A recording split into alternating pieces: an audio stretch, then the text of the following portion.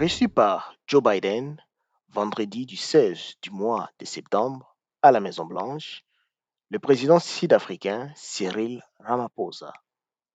Cyril Ramaphosa est accusé d'avoir dissimulé à la police et au fisc un cambriolage datant de 2020 dans une des propriétés, au cours duquel d'importantes sommes en espèces ont été trouvées, cachées dans du mobilier.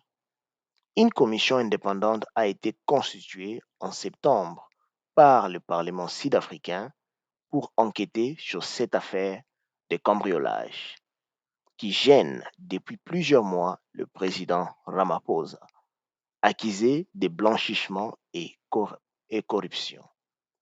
Le résultat de l'enquête pourrait conduire à un éventuel vote au Parlement pour sa destitution.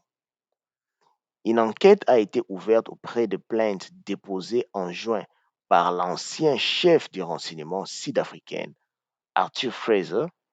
Selon ce dernier, des cambrioleurs se sont introduits dans une ferme appartenant au président, le nom du ferme Falafala, dans le nord-est du pays, ayant dérobé 4 millions de dollars, à peu près 4,8 millions d'euros. L'ex-président sud-africain Zuma qualifie son successeur Ramaphosa de corrompu.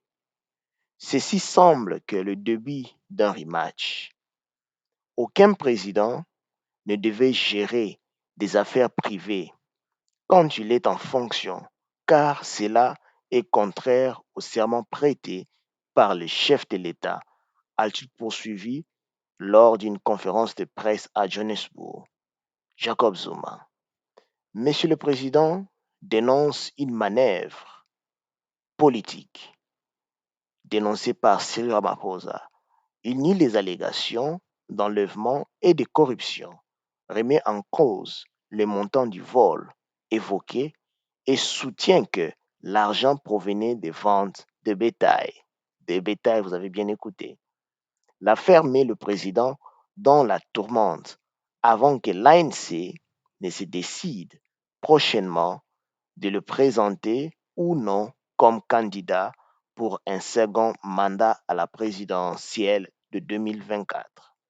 2 mois après avoir entamé sa peine, M. Zuma avait été libéré pour des raisons de santé et placé sous contrôle judiciaire. Samedi, il a qualifié son incarcération d'illégale et fustige le magistrat.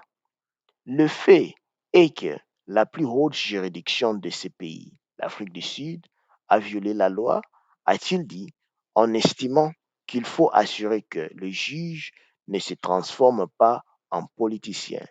L'affaire à suivre entre Cyril Ramaphosa et Jacob Zuma pour ce rematch. À bientôt.